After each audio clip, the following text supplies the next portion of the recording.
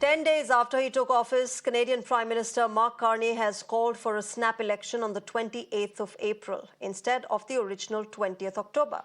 Amid Donald Trump's tariff threats, Carney said he needed a strong mandate so that he could deal with the US president, since the trade war is one of the most significant threats of our lifetimes. Facing the most significant crisis of our lifetimes because of President Trump's unjustified trade actions and his threats to our sovereignty. Our response must be to build a strong economy and a more secure Canada. President Trump claims that Canada isn't a real country. He wants to break us so America can own us. We will not let that happen. He went on to say that Trump wanted to break Canada so America can own them.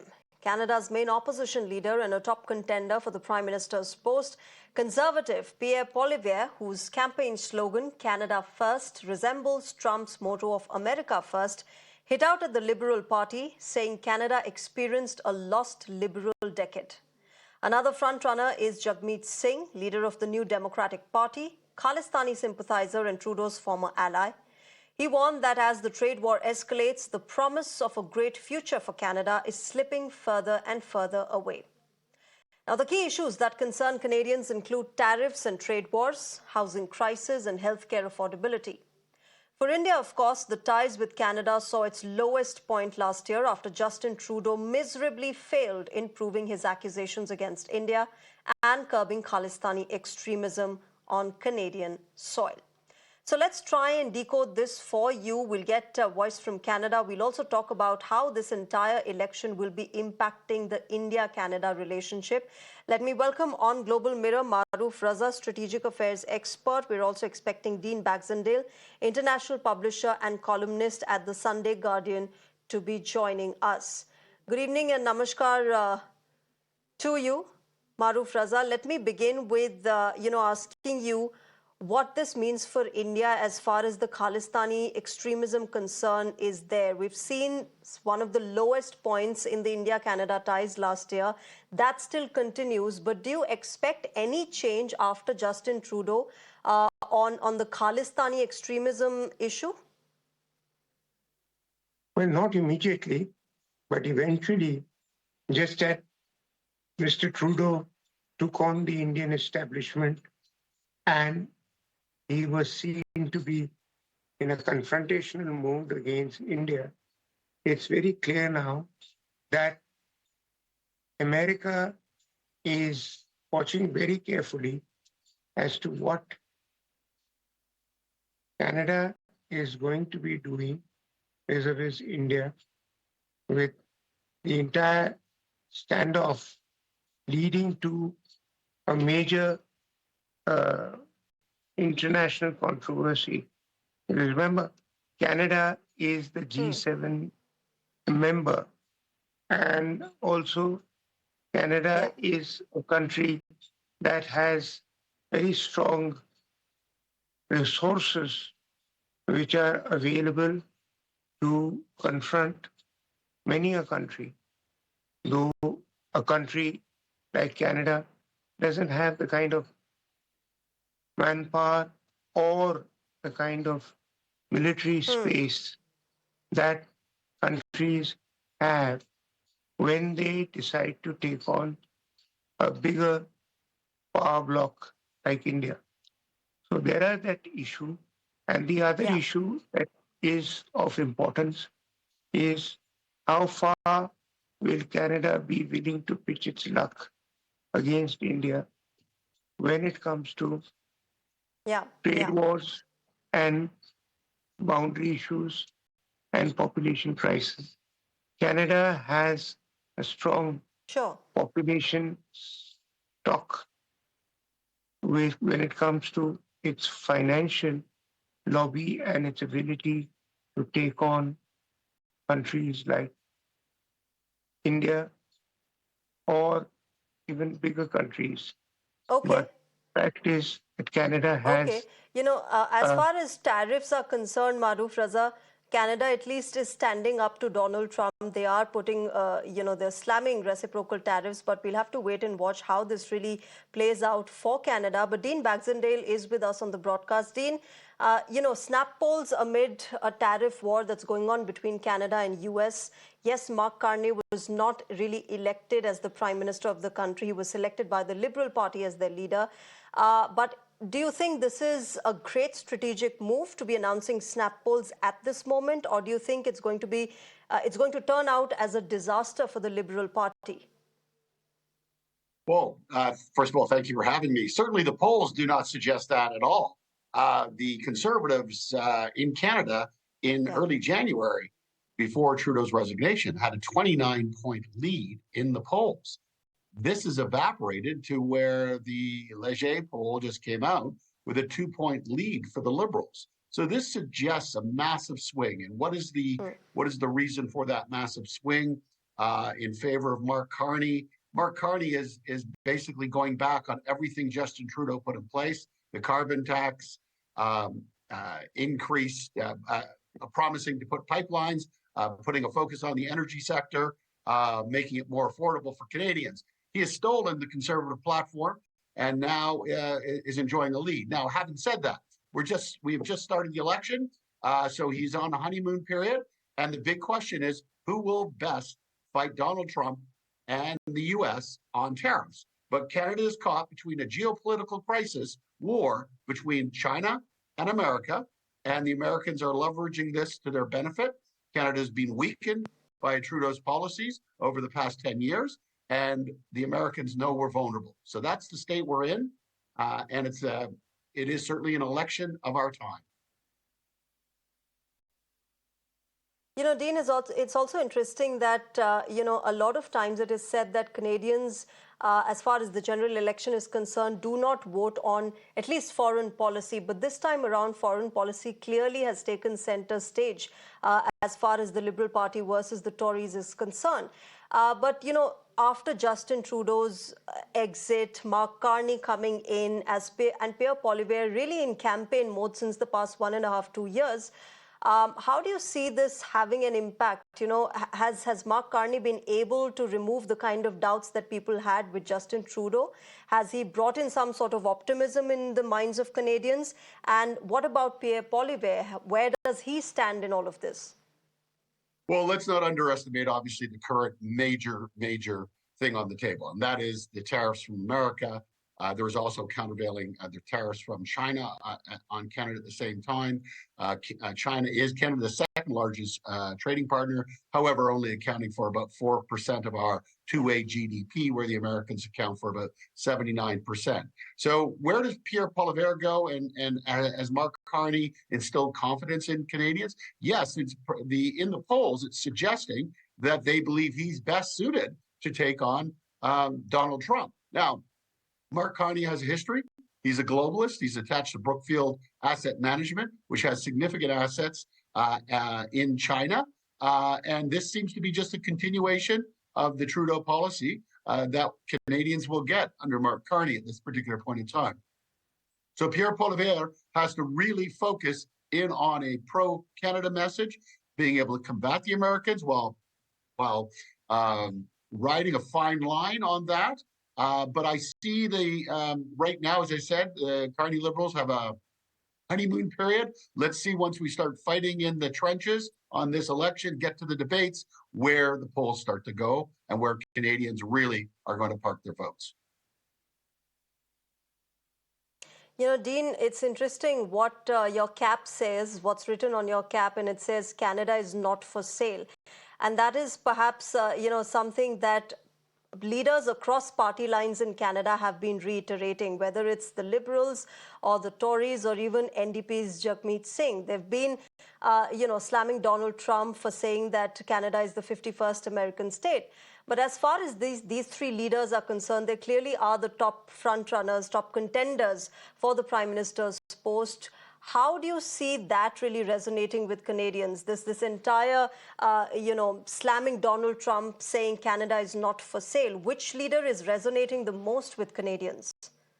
Well, actually, this cap came from Doug Ford, the Premier of Ontario, who made a very, very strong stand, pro-Canada stand, and actually has been showing great leadership here in Canada and in Ontario, to the point where I was out on the East Coast about a week or so ago in Prince Edward Island, of all places, and everybody wanted my cap from Doug Ford.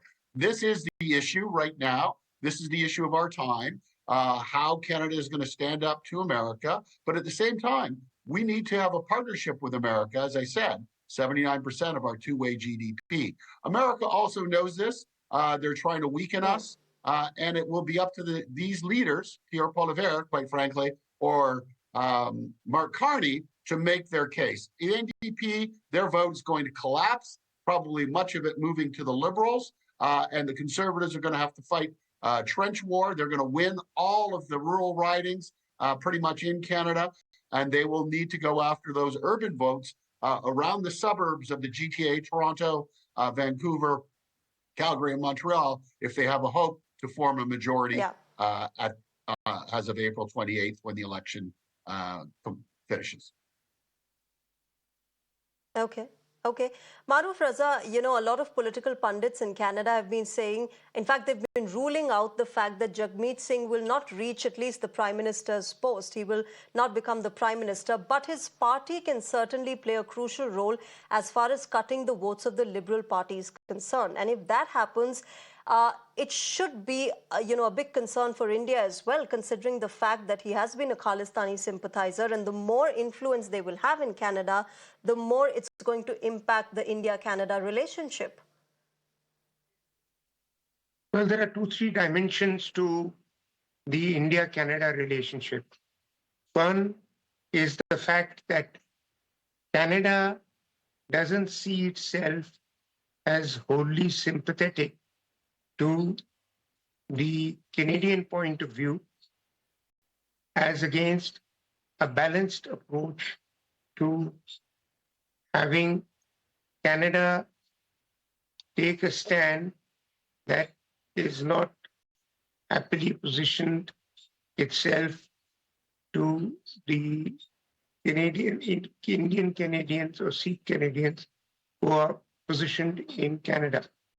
The second aspect is the Canadians who are positioned in northwestern Canada largely are a population bloc that had gone there at the invitation of the earlier Mr. Trudeau and have built themselves up from scratch into a viable entity. Thirdly, Canada is not a country, I would say, that would be directly up for sale. And if it does go up on sale, there are a lot of other smaller countries which have geostrategic value that will also be up for sale.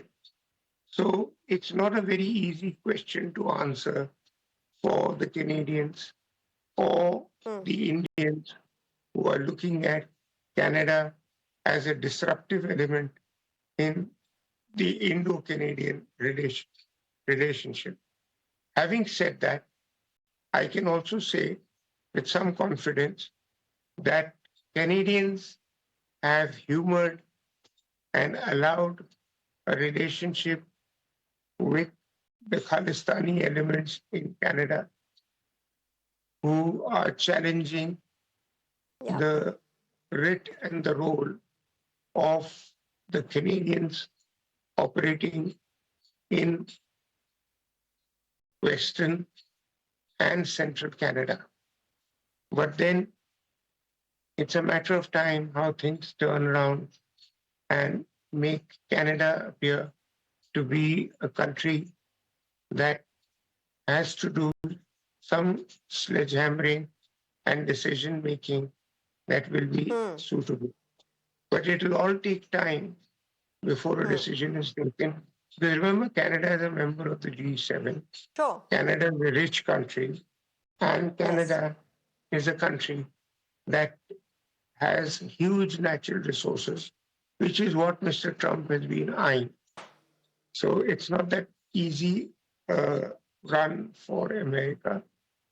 And we'll have to wait and watch and see how America gets past Sure. the Canadian game.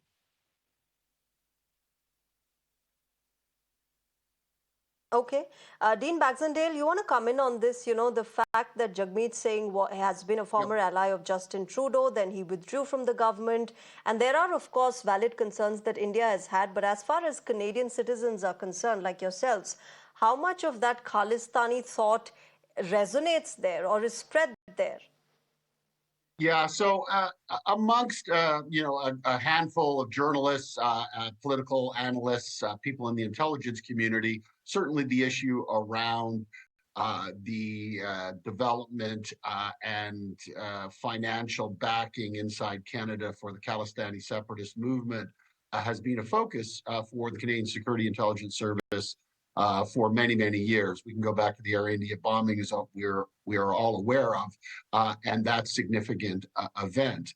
Yes. But Canada and Canadians are unaware of it. If you go to Brampton, where Mayor Patrick Brown, has been mayor for almost 8 years now, it is an issue amongst my Sikh friends.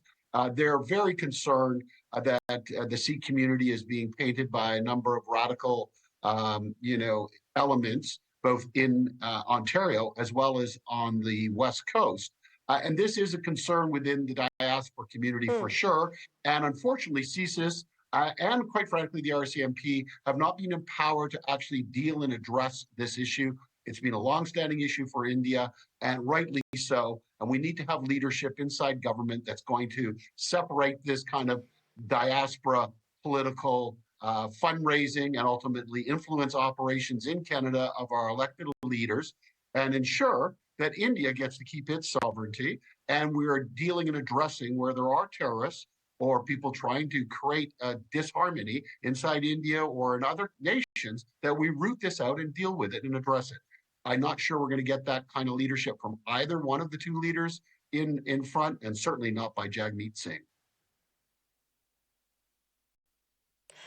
Let me also shift our focus, Dean Baxendale, to the kind of challenges that prevail for the next government, whoever becomes the new Prime Minister. Apart from the Trump tariff threats, there's also a housing crisis that Canadians are grappling with. There is healthcare affordability as well. That is a top concern for Canadians. For you, what do you think are going to be the top big three challenges for the new Prime Minister? Well, I think, the biggest one obviously on the table remains is going to be negotiating and working with the Americans for us to make a strategic decision on who we're going to align ourselves with from a geopolitical economic perspective. Are we going to go in and move towards Europe? Are we going to move back towards China, which was a clear mistake, and it's what the Americans are very concerned about? And quite frankly, this struggle right now really is about creating a North American economic security zone and powerhouse. And there is an opportunity for Canada to align itself on that front. Healthcare, next is a significant issue in Canada. The discussion about putting in more private care to take the pressure off the current public system is certainly a major issue. But I think it's jobs and affordability. So if we can't tackle the issue with respect to tariffs and get an agreement with the Americans, we could lose up to 100,000 jobs this year, which is the predictions by a number of economists, if the tariffs are fully implemented and stay in place for a long period of time. That is the issue right now. It's a pocketbook issue.